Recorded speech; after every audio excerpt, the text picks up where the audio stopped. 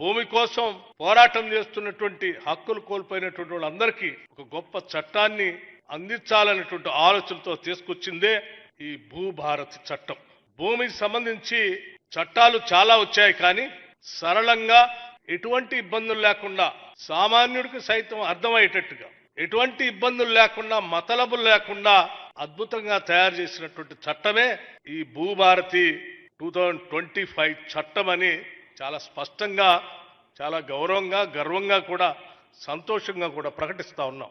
చాలా చట్టాలు చేస్తాం మనం, చట్టసభల్లో చాలా పైన చర్చలు జరుగుతూ ఉంటాయి. కానీ భూమి పైన చేసే చట్టం, భూమికి మనిషికి విడుదలైనటువంటి సంబంధం, అనేక పోరాటాల ద్వారా సాధించుకున్నటువంటి హక్కులు.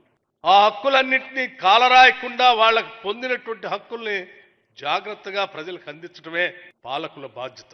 దురదృష్టం, ఈ రాష్ట్రంలో ఆత్మగౌరవం కోసం పోరాటం చేసి తెచ్చుకున్నటువంటి